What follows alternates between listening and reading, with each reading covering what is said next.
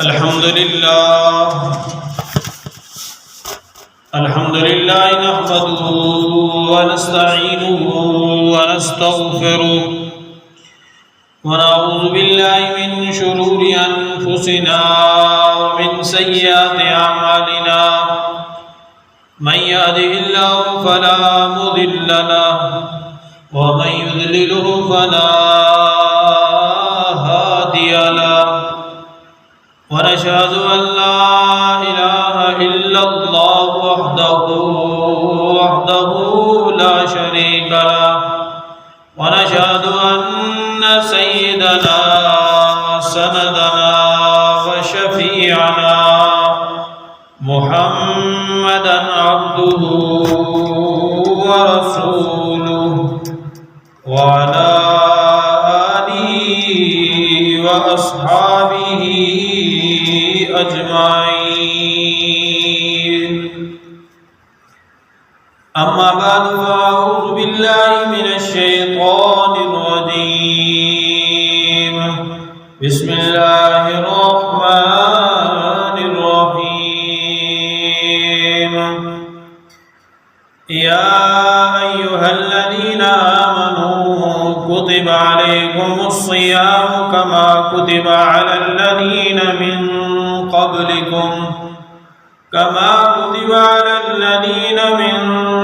قبلكم لعلكم تتقون. وقال رسول الله صلى الله عليه وسلم هو شهر أوله رحمة وأوسطه مغفرة وآخره عتق من النار. وقال رسول الله صلى الله عليه وسلم في مقام آخر من قام رمضان إيمانا واحتسابا غفر له ما تقدم من ذنبه. قال الله تبارك وتعالى في شان حبيبه إن الله وملائكته يصلون على النبي يا أيها الذين آمنوا صلوا عليه وسلموا تسلیما. سب شوق و محبت کے ساتھ درود پاک پڑھیں.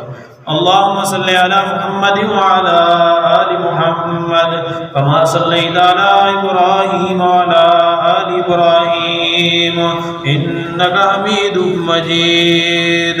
اللهم بارك على محمد وعلى آل محمد كما باركت على إبراهيم وعلى آل إبراهيم إنك حميد مجيد. سبحانك لا علم لنا إلا ما علمتنا إنك أنت العليم الحكيم. صدق الله العظيم وصدق رسوله النبي الكريم ونحن على ذلك لمن الشاهدين والشاكرين والحمد لله رب العالمين. میرے انتہائی واجب الاکرام دوستوں، بھائیوں، عزیز بزرگوں، گھروں میں سننے والی ماؤں بہنوں، اللہ رب العالمین نے ہمیں رحمت کی صورت میں، مغفرت کی صورت میں ایک مقدس مہینہ عطا فرمایا ہے. یہ ماہ مقدس جس کو ہم رمضان المبارک کہتے ہیں، اور رمضان رمز سے ہے، اور رمز کو لغت میں کہتے ہیں جلا ڈالنا. اس کی وجہ تسمیہ یہ ہے کہ اس میں اللہ جل جلالہ اپنے بندوں کی، صائمین کی برائیاں اور لغزشوں کو جلا ڈالتے ہیں. آیت مبارکہ چونکہ آپ کے سامنے پچھلے جمعہ مبارک میں تلاوت کی گئی، ترجمہ کیا گیا، احادیث میں سے پہلی حدیث جو آپ کے سامنے پڑھی گئی اس میں پیارے نبی کریم صلی اللہ علیہ وسلم نے ارشاد فرمایا کہ جس شخص نے رمضان کی راتوں میں قیام کیا ایمان کے ساتھ اور ثواب کی نیت سے، اللہ تعالیٰ اس کے پہلے تمام گناہوں کو معاف فرما دیتے ہیں۔ اور دوسری حدیث میں فرمایا وَشَهْرٌ أَوَّلُهُ رَحْمَةٌ، رمضان وہ مہینہ ہے جس کا پہلا عشرہ رحمت ہے، اور دوسرا عشرہ یا درمیانہ عشرہ مغفرت ہے، اور تیسرا یا آخری عشرہ عتق من النار، جہنم سے خلاصی ہے۔ رمضان المبارک کا پہلا عشرہ رواں دواں ہے، اس میں ہر شخص اپنا محاسبہ کر سکتا ہے کہ اس نے اس پہلے عشرے کے اندر رب کائنات کی کتنی رحمتوں کو سمیٹ لیا ہے۔ اس ماہ مقدس میں رب العالمین کی رحمتیں بارش کی طرح برستی ہیں، لیکن ان رحمتوں کو سمیٹنا، ان رحمتوں کا حصول، یہ بندے کے اپنے اختیار میں ہے کہ وہ کتنا رب کو راضی کر کے اس کی رحمتوں کو سمیٹ سکتا ہے۔ گزشتہ جمعے میں بھی میں نے یہی درخواست کی تھی آپ لوگوں سے کہ ہم زندگی کے کئی رمضان گزار چکے ہیں۔ مثال کے طور پر جس آدمی کی عمر اس وقت 40 سال ہے تو وہ بلوغ کے بعد 25-26 رمضان گزار چکا ہے۔ جس کی 50 سال ہے وہ 35-36 رمضان اپنی زندگی کے گزار چکا ہے۔ جس کی 60 سال ہے وہ 45-46 سال رمضان گزار چکا ہے۔ اس رمضان المبارک میں ہر شخص نے اپنا محاسبہ کرنا ہے کہ آیا زندگی کے جو رمضان میں گزار چکا ہوں اور جو اب مجھے یہ رمضان ملا ہے، اس میں اور پہلے گزشتہ رمضانوں میں کچھ فرق ہے یا نہیں، یہ محاسبہ کرنا ہے۔ اور محاسبہ کرنے سے انسان کو رمضان سے پورا فائدہ اٹھانے کا موقع مل جائے گا۔ یہ جو رمضان مجھے ملا ہے، اس میں نے مکمل روزہ رکھنا ہے۔ مکمل روزہ رکھنے کا کیا مطلب ہے؟ مکمل روزہ رکھنے کا مطلب یہ ہے کہ جس طرح میں نے کھانا پینا چھوڑ دیا اللہ کے حکم کے موافق، ازدواجی تعلقات ترک کر دیے حکم الہی کے موافق، ایسے ہی مجھے جھوٹ بھی چھوڑنا ہے، غیبت بھی چھوڑنی ہے۔ رسول پاک صلی اللہ علیہ وسلم کے پاس 2 عورتوں کو لایا گیا، ان کے بارے میں بتلایا گیا کہ یہ روزہ رکھنے کے بعد ان کی حالت بہت زیادہ نازک ہو چکی ہے۔ حضور پاک صلی اللہ علیہ وسلم نے ان عورتوں کو بلایا اور ان سے فرمایا کیا کرو؟ انہوں نے کیا کی تو اس میں گوشت اور خون نکلا۔ ان عورتوں نے بڑا تعجب کیا کہ ہم نے تو روزہ رکھا ہوا ہے، ہم نے گوشت اور یہ نہیں کھایا۔ حضور پاک صلی اللہ علیہ وسلم نے ارشاد فرمایا کہ تم نے غیبت کی ہے۔ اور غیبت کے بارے میں قرآن پاک میں اللہ جل جلالہ نے ارشاد فرمایا کہ غیبت کرنا ایسا ہے گویا اپنے مردہ بھائی کا گوشت کھانا ہے۔ غیبت اپنے مردہ بھائی کے گوشت کھانے کے مترادف ہے. تو ہم کھانا پینا تو چھوڑ دیتے ہیں، ازدواجی تعلقات ترک کر دیتے ہیں، لیکن غیبت کو نہیں چھوڑتے، جھوٹ کو نہیں چھوڑتے، ملاوٹ کو نہیں چھوڑتے. میں نے پہلے بھی عرض کیا کہ رمضان المبارک میں ہم جو اللہ نے حلال چیزیں ہمیں چھوڑنے کا حکم دیا ہے، کھانا پینا حلال ہے، لیکن رمضان میں اللہ نے چھوڑنے کا حکم دیا، ہم چھوڑ دیتے ہیں. یہ حلال چیزوں کو ترک کرنے کا اللہ نے حکم دیا، ان کو تو ہم نے چھوڑ دیا، لیکن جو سرے سے حرام ہے، جو رمضان اور غیر رمضان میں سب برابر حرام ہے، ان کو ہم نہیں چھوڑتے، ان گناہوں کو نہیں چھوڑتے. جھوٹ حرام ہے، نہیں چھوڑ رہے. غیبت حرام ہے، نہیں چھوڑ رہے. کسی مسلمان کی آبرو ریزی حرام ہے، نہیں چھوڑ رہے، بلکہ رمضان میں زیادہ کرنے لگ جاتا ہے. اور چوری کرنا حرام ہے، نہیں چھوڑ رہے. اور نماز چھوڑنا حرام ہے، نہیں چھوڑ، اس کو نہیں کر رہے، نماز نہیں پڑھ رہے. اور اسی طرح قطع تعلقی حرام ہے، اس کو ہم نہیں کر رہے. تو حلال چیزوں کو تو اللہ کے حکم کے موافق ہم نے چھوڑ دیا، لیکن جو سرے سے حرام ہے، جن کی حرمت قطعی ہے، رمضان اور غیر رمضان سب برابر ہے، ان حرام چیزوں کو ہم رمضان میں نہیں چھوڑتے. تو مکمل روزے کا یہ مطلب ہے کہ سر سے لے کر پاؤں تک تمام اعضاء کا روزہ ہے. بد نظری حرام ہے، آنکھ پر ہم قابو نہیں پاتے. گانا سننا حرام ہے، ٹی ویاں مسلسل ہمارے گھروں میں چل رہی ہیں، اور بس اسلامی پروگرام کے ہیلے سے بہانے سے ٹی وی لگا لیتے ہیں. وہ کیا دین سکھائیں گے جو اسی سٹیج پر ناچتے تھے، گانے گاتے تھے، آج آپ کو دین سکھائیں گے؟ دین سیکھنا ہے تو علماء سے سیکھیں.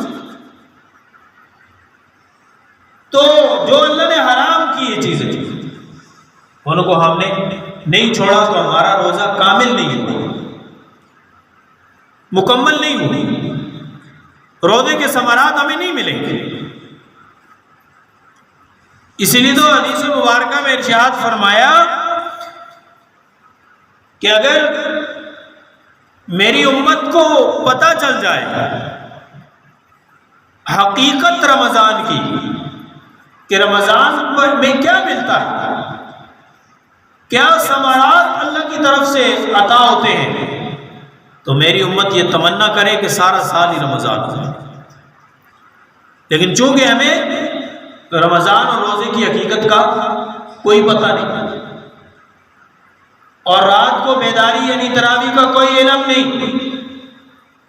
تراویح کے ایک سجدے پر 1500 نیکی ملتی ہے، 40 سجدوں پر 60,000 نیکی ملی ہے. اور پھر ہر سجدے پر جنت میں ایک محل تیار ہوتا ہے. آج تو تراویح بوجھ ہے نا، پہلے دن 2-2.5 صفحے تھی، ابھی 2 بھی پوری نہیں ہوتی. کیا وجہ ہے؟ تراویح کو ہم بوجھ سمجھتے ہیں، شوق نہیں، شغف نہیں قرآن سننے کا، کھڑا ہونے کا. 1 گھنٹہ پورا، صرف 1 گھنٹہ. اور اللہ کے رسول صلی اللہ علیہ وسلم نے ارشاد فرمایا، من قام رمضان ایمانا واحتسابا غفر له ما تقدم من ذنبه، کہ جو ایمان کی حالت میں ثواب کی نیت سے رات کو کھڑا ہو جائے، عبادت کرے رمضان کی رات میں، اللہ تعالیٰ اس کے گزشتہ تمام گناہوں کو معاف فرما دیتے. تراویح گناہوں کی بخشش کا ذریعہ ہے. لیکن چونکہ ہمیں اس کی حقیقت کا پتہ نہیں، اور پھر جو قرآن سنا جا رہا ہے اس کے ہر لفظ پہ کیا انعامات اور کیا ثمرات اللہ کی طرف سے مل رہے ہیں، اس کی حقیقت کا ہمیں پتہ نہیں کہ قرآن تو ویسے سننا کتنا بڑا اجر ہے، اور پھر رمضان المبارک کے ماہ مقدس جس کے ساتھ قرآن کو خاص لگاؤ ہے۔ جبرائیل امین آتے اور رسول پاک صلی اللہ علیہ وسلم کے ساتھ رمضان میں قرآن کا دور فرمایا کرتے، سنتے اور سناتے، خاص مناسبت۔ اور قرآن شہر رمضان الذی انزل فیہ القرآن، کہ رمضان کے مہینہ ایسا کہ جس میں قرآن اتارا گیا، تو خاص مناسبت ہے قرآن کو رمضان کے ساتھ، اور وہ ہم کھڑے ہو کے سننے کے لیے تیار نہیں۔ اللہ پاک کے بڑے انعامات ہوتے ہیں ان لوگوں پر جو کھڑے ہو کے رات کو اللہ کا قرآن سنتے ہیں۔ تو میرے عزیز بھائی اور دوستو، ہمیں زندگی کے اس رمضان المبارک میں اللہ کی رحمتوں کو سمیٹنا ہے،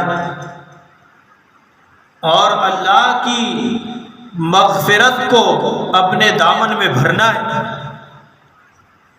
اور جہنم سے خلاصی پانی ہے۔ اور رمضان کا فلسفہ کیا ہے، مقصد کیا ہے؟ لعلکم تتقون، تاکہ تمہارے اندر پرہیزگاری آ جائے، تم متقی بن جاؤ، خوف خدا تمہارے دلوں میں اتر جائے۔ اگر روزہ رکھ کے بھی انسان میں تقوی پیدا نہیں ہو رہا تو رمضان کا مقصد حاصل نہیں ہو رہا۔ لیکن جس طرح ہر عمل کا نتیجہ ہے، نماز کے بارے میں آتا ہے ان الصلاۃ تنہی عن الفحشاء والمنکر، نماز تمہیں بے حیائی اور بری باتوں سے روکتی ہے۔ اگر نماز پڑھ کے بھی انسان بے حیائی اور بری باتوں سے نہیں رک رہا، سمجھو اس کو نماز کا نتیجہ اور ثمرہ نہیں مل رہا، اس کی نماز اس نیج پر نہیں پہنچی ہے کہ جس سے اس کو نماز کا وہ ثمرہ اور نتیجہ اور پھل ملے۔ اس کی نماز میں کمی ہے، اس کے رکوع میں کمی ہے، اس کے سجدے میں کمی ہے، اس کے قرآن پڑھنے میں کمی ہے، وگرنہ تو سجدہ اللہ سے ملا دیتا ہے۔ حدیث مبارکہ میں آتے ہیں اللہ تعالیٰ کو سب حالتوں میں سب سے زیادہ محبوب حالت وہ ہے کہ اپنے بندے کو سجدے میں پڑا ہوا دیکھے، یہ اللہ کو محبوب ہے۔ اور رمضان میں ہمیں 40 سجدے زیادہ دے دیے اللہ کی ذات کے ساتھ قربت حاصل کرنے کے لیے، کہ رمضان میں اور زیادہ اللہ کے قریب ہو جاؤ۔ اللہ کو سب حالتوں میں سے زیادہ محبوب سجدہ ہے۔ اور جب انسان سجدے کی حقیقت کو سمجھے کہ میں کدھر سجدہ کر رہا ہوں، کہاں سجدہ کر رہا ہوں، کس ذات کے سامنے سجدہ کر رہا ہوں، تو پھر انسان کو سجدہ کرنے میں سرور آتا ہے، لطف آتا ہے، مزہ آتا ہے، محبت سے سجدہ کرتا ہے۔ تو میرے عزیز بھائی اور دوستو، اللہ جل جلالہ نے جو نماز کا ثمرہ ہے وہ کیا ہے کہ انسان بے حیائی اور بری باتوں سے رک جائے۔ اگر نہیں رک رہا، اپنی نماز میں غور و فکر کرے، اس میں کوئی کمی ہے، اس کا رکوع صحیح نہیں ہے، سجدہ صحیح نہیں ہے، اس کی قرات صحیح نہیں ہے، اس میں کوئی کمی ہے کہ وہ بے حیائی اور برے کاموں سے نہیں رک رہا، کیونکہ قرآن کہتا ہے کہ نماز بے حیائی اور برے کاموں سے روک دیتی ہے۔ اور روزے کا ثمرہ کیا ہے؟ لعلکم تتقون، کہ روزہ رکھ کے انسان متقی بن جائے، پرہیزگار بن جائے، اس کے دل میں تقوی پیدا ہو جائے۔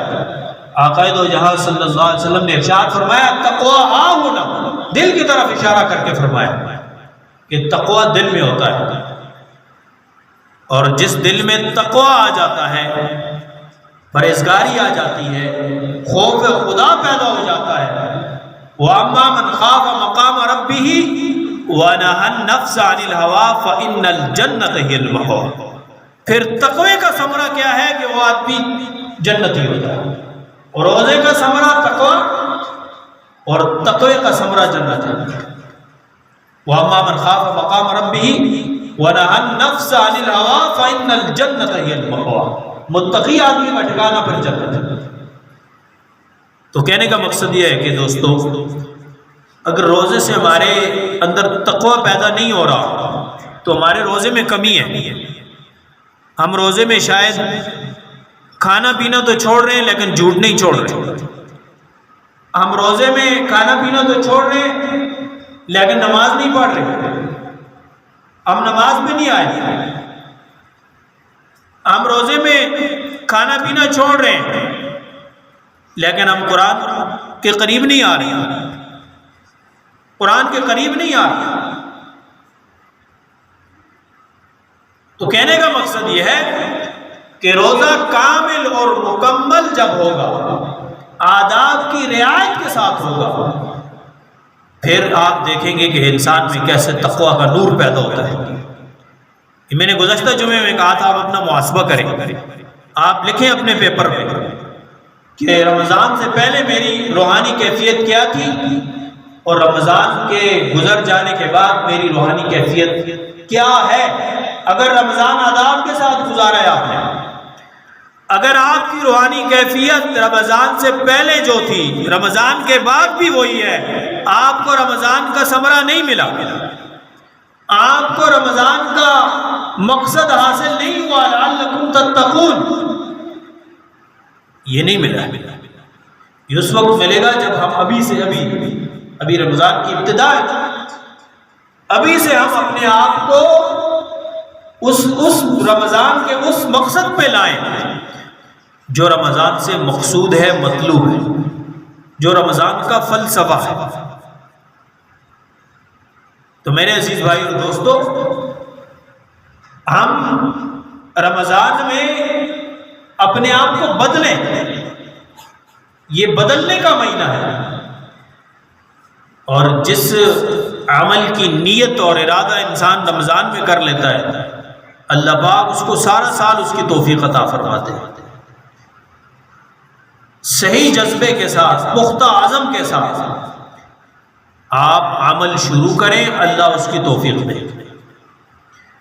اور اس ماہ مقدس میں جن گناہوں میں ہم لگے ہوئے ہیں ان گناہوں کو چھوڑنے کا پختہ عزم کر لیں۔ اور اس کا مشاہدہ بھی آپ نے کتنے لوگوں کو دیکھا ہے کہ جو کوئی نشہ کر رہے ہوتے تھے، رمضان آتا اس کو چھوڑا، پھر سارا سال ہی چھوڑ دیا، پوری زندگی چھوڑ دی، کیونکہ یہ مشق کا مہینہ ہے۔ اس میں ہم نے نیکی کی سطح کو آگے بڑھانا ہے، گناہ کی سطح کو کم کرنا ہے۔ کہ اگر میں دن میں 10 گناہ کرتا تھا، رمضان کے آتے ہی میں نے گناہوں میں کمی کی، 9 8 7 6 5، ایک دم نہیں، رفتہ رفتہ۔ تو انشاءاللہ اختتام رمضان تک گناہوں کی عادت بالکل چھوٹ جائے گی۔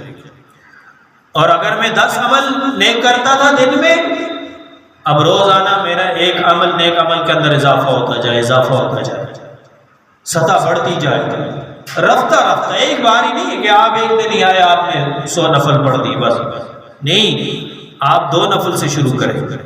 آپ دن بھر میں صرف آپ نے 2 نفل پڑھ دی، کل آپ 4 کر دیں، پرسوں 6 کر دیں۔ جب رمضان کا اختتام ہوگا تو آپ روزانہ 60 نفل پڑھنے والے ہوں گے، 60۔ تو یہ رفتہ ہے، نیکی بھی رفتہ اور گناہ کا چھوڑنا بھی رفتہ۔ تو اس سے انشاءاللہ تعالی یہ رمضان ہمارا گزشتہ تمام رمضانوں پر حاوی ہو جائے گا، اور ہمیں رمضان کا مقصود حاصل ہو جائے گا، ہمارے دلوں میں تقوی پیدا ہو جائے گا، خوف خدا پیدا ہو جائے گا۔ اور جب انسان صحیح معنوں میں رمضان گزارتا ہے، آداب کی رعایت رکھ کے، تو پھر آخری دن میں اللہ تعالیٰ کی طرف سے مغفرت کا پروانہ اس کو مل جاتا ہے۔ ویسے تو اللہ تعالیٰ ہر افطار میں 10 لاکھ لوگوں کی مغفرت فرماتے ہیں، لیکن جب آخری دن ہوتا ہے، آخری افطار ہوتا ہے، تو اللہ تعالیٰ پورے رمضان میں جتنے لوگوں کو جہنم سے خلاصی دی تھی، ہر دن 10 لاکھ، اللہ پاک آخری دن پورے رمضان کے برابر جہنم سے لوگوں کو آزاد کر دیتا۔ تو میرے عزیز بھائی اور دوستو، یہ سیزن ہے، اللہ کی رحمتوں کو سمیٹنے کا مہینہ ہے، یہ وقت ضائع کرنے کا نہیں ہے۔ جیسے روٹین ہماری چلی آ رہی تھی پچھلے مہینوں میں، ایسے ہی ہم آج بھی دن گزار دیتے ہیں، نہیں ایسے نہیں۔ جیسے ہماری راتیں پہلے گزرتی آ رہی تھی، ایسے ہی رمضان کی رات بھی ہم گزار دیتے ہیں، نہیں، ہم نے بدلنا ہے اپنے آپ کہ ہمارا رمضان کا دن گزشتہ دنوں سے اچھا ہو جائے، رمضان کی رات گزشتہ راتوں سے اچھی ہو جائے۔ اس لیے اعمال میں وقت گزارنا، عمل کے اندر، اور اپنے پورے جسم کو اس بات پر آمادہ کرنا ہے کہ میرا روزہ ہے، پورے جسم کو، تاکہ جسم کا کوئی عضو بھی اللہ کی نافرمانی میں نہ لگا ہوا، یہ پورے کے پورے جسم کا روزہ ہے۔ ہر قسم کے منکر سے اجتناب اور ہر خیر کی طرف انسان نے اپنے آپ کو لگا۔ اور پھر اس ماہ مقدس میں رسول پاک صلی اللہ علیہ وسلم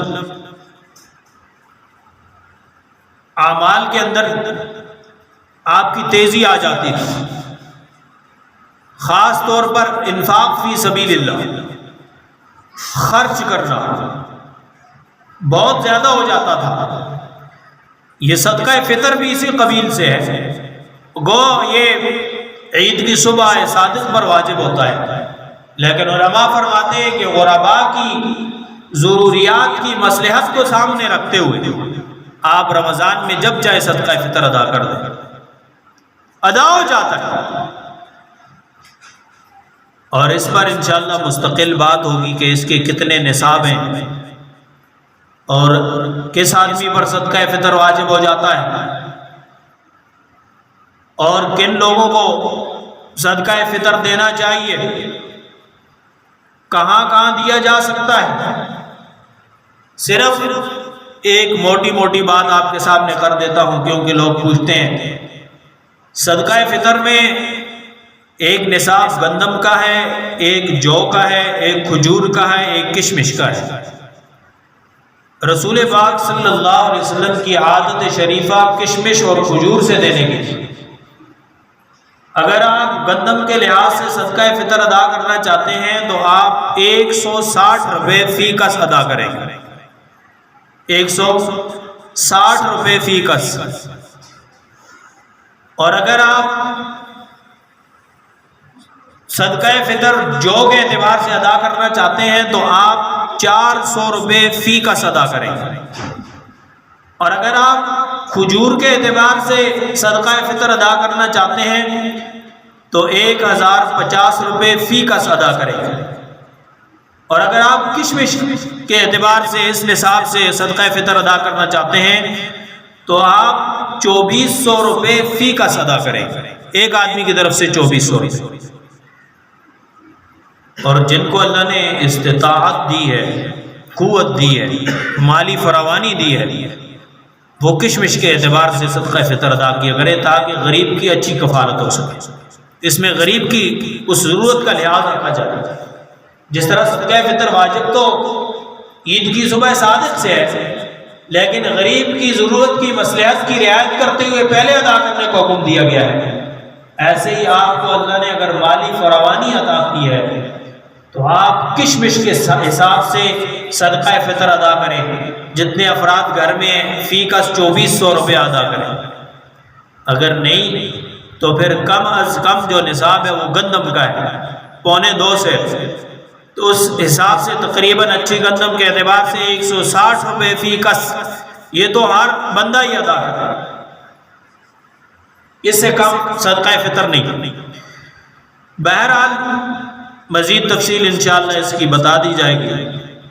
اس کے ساتھ ساتھ رمضان المبارک میں ہر جمعہ کو کم از کم صلاۃ التسبیح کا اہتمام کر لیا کریں۔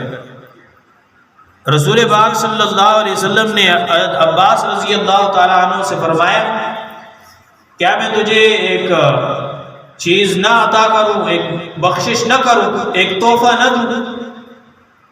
تو عباس رضی اللہ تعالیٰ عنہ رسول پاک صلی اللہ علیہ وسلم کے چچا، انہوں نے عرض کی ضرور۔ آپ صلی اللہ علیہ وسلم نے ارشاد فرمایا کہ 4 رکعت نماز ایسے پڑھا کرو کہ اس میں نماز کی ترتیب کے ساتھ ساتھ ہر رکعت میں 75 مرتبہ سبحان اللہ والحمد للہ ولا الہ الا اللہ واللہ اکبر، اس تسبیح کو پورا کر لیا کرو ہر رکعت میں 75 مرتبہ۔ یہ ترتیب یہاں لکھی ہوئی ہے، سامنے آپ دیکھ سکتے ہیں جمعے کے بعد۔ ہر رکعت میں 75 مرتبہ، گویا 4 رکعتوں میں 300 مرتبہ یہ آپ نے پوری کرنی ہوگی۔ اس ترتیب سے 4 رکعت نماز پڑھنی ہے، جس کو صلاۃ التسبیح کہتے ہیں۔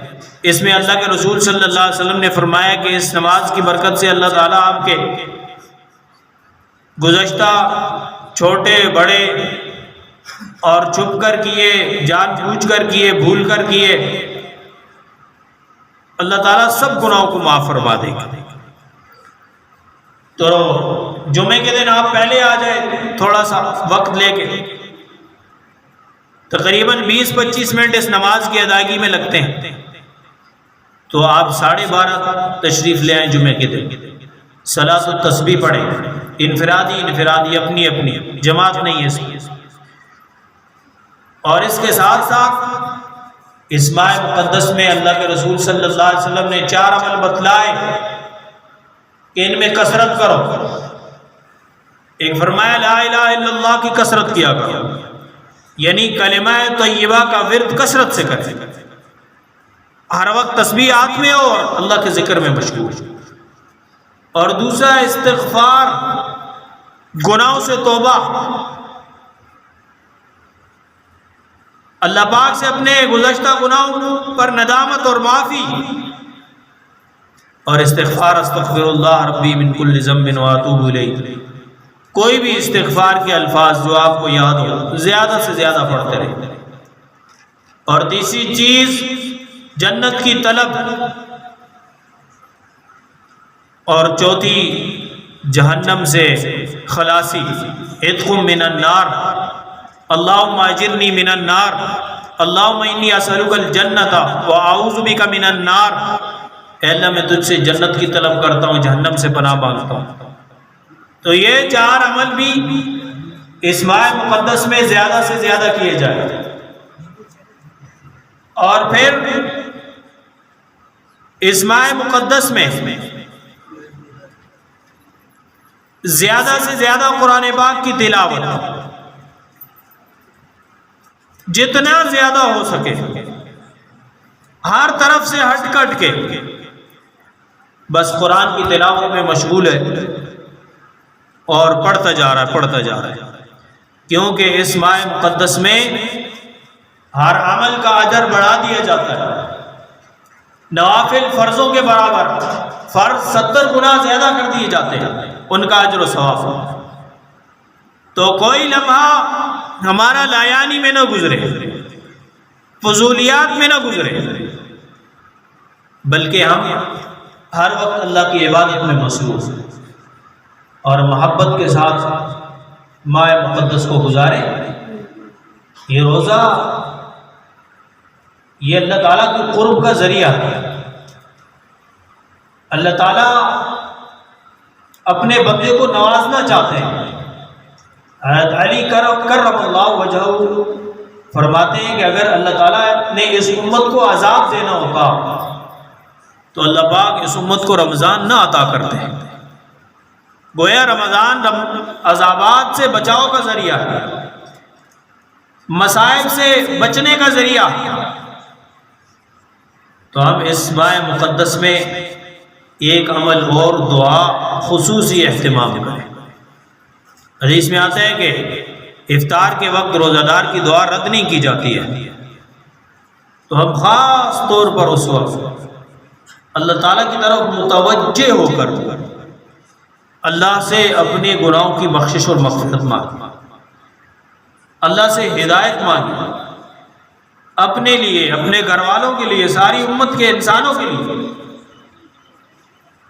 اور فتنوں سے بچنا، خلاصی مانگے، خاص طور پر فتنہ دجال سے، کہ جس کے پنجے میں، جس کے جال میں بڑے بڑے لوگ آ جائیں گے،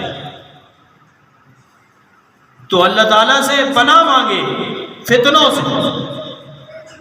افطار کے وقت خاص طور پر اللہ سے متوجہ ہو کر دعا مانگے۔ عام طور پر ہم جب دعا کے لیے ہاتھ اٹھاتے ہیں تو توجہ ہماری اللہ کی طرف نہیں ہوتی ہے، ایسے شخص کو نہیں عطا کیا جاتا۔ اس کی مثال یوں ہے کہ کوئی آدمی بادشاہ کے دربار میں جائے اور وہاں لگے فانوسوں کی طرف دیکھے، دروازوں کھڑکیوں کی طرف دیکھے، بادشاہ اس کی طرف متوجہ ہے، اور وہ پنکھوں کو دیکھ رہا ہے، ادھر ادھر متوجہ ہے، تو بادشاہ اس کو اپنے دربار سے نکال دے گا۔ ایسے ہی جب ہم اللہ تعالیٰ سے دعا مانگے تو ہم عطن اللہ کی طرف متوجہ، اس میں پھر ہم دائیں بائیں متوجہ نہ ہو، پھر دیکھیں دعا کیسے قبول ہوتی ہے۔ ایک بزرگ فرماتے ہیں کہ مجھے اپنی دعا کی قبولیت کا پتہ چل جاتا ہے کہ میری کون سی دعا قبول ہو گئی۔ کسی نے پوچھا وہ کیسے؟ انہوں نے فرمایا جس دعا میں رونگٹے کھڑے ہو جاتے ہیں آئے محبت کے ساتھ، یعنی ہم عطن جب میں اللہ کی طرف متوجہ ہو جاتا ہوں تو مجھے یقین ہو جاتا ہے کہ یہ دعا میری قبول ہو گئی اللہ کے دربار۔ تو ہم نے ایسے دعا ایک بہت بڑا ہتھیار ہے مومن کا، اللہ نے اس کو عطا کیا، تو ہم خاص طور پر اس افطار کے وقت میں ہم عطن دعا کی طرف متوجہ ہو، اللہ سے مانگے، اور اللہ سے اپنی دنیا و آخرت کی بھلائی مانگے، صرف دنیا نہیں، صرف آخرت نہیں، دونوں۔ ربنا آتنا فی الدنیا حسنہ وفی الآخرۃ حسنہ، اللہ مجھے دنیا اور آخرت دونوں کی بھلائی عطا کر۔ تو میرے عزیز بھائی اور دوستو، جب ہم ان صفات کے ساتھ، ان آداب کی رعایت رکھتے ہوئے، محبت کے ساتھ، شوق کے ساتھ اس ماہ مقدس کو گزاریں گے تو انشاءاللہ تعالی خود آپ رمضان کے آخر میں اپنی روحانی کیفیت کو بلند پائیں گے۔ آپ نیک عمل کے اندر شوق اور رغبت اپنی بڑھتی ہوئی پائیں گے، آپ اپنے آپ کو گناہوں سے دور ہوتا ہوا پائیں گے۔ لیکن شرط یہ ہے کہ آداب کے ساتھ رمضان گزر جائے، اور جن گناہوں میں ہم لگے ہوئے ان گناہوں کو چھوڑ دیں، ان کو ترک کریں، ان سے دور ہو جائیں، اور محبت کے ساتھ اور ذکر و اذکار کے ساتھ، تلاوت کے ساتھ، دعاؤں کے ساتھ، استغفار کے ساتھ، جنت کی طلب کے ساتھ، جہنم سے پناہ مانگتے ہوئے ہم اس رمضان المبارک کو گزاریں گے۔ اللہ پاک اس رمضان کا نور نصیب کریں گے، اور جس نیک عمل کو ہم پختہ عزم کے ساتھ شروع کریں گے اللہ پورا سال اس کی توفیق دیں گے۔ جس برے کام سے ہم پختہ عزم سے توبہ کریں گے اللہ پاک پوری زندگی اس گناہ سے نجات دے دے گے۔ تو اللہ پاک سے دعا ہے اللہ پاک ہم سب کو اس ماہ مقدس کی قدر کی توفیق عطا فرمائے۔ یہ بھائی مولانا نذیر صاحب شیربانڈا سے مدرسے کی تعمیر کے سلسلے میں آپ کے پاس حاضر ہوئے چندے کے لیے، تمام احباب سے گزارش ہے خوب بڑھ چڑھ کر اس میں حصہ لیں۔ اللہ پاک آپ کا دیا ہوا اپنے دربار میں قبول فرمائے۔ وآخر دعوانا ان الحمد للہ رب العالمین۔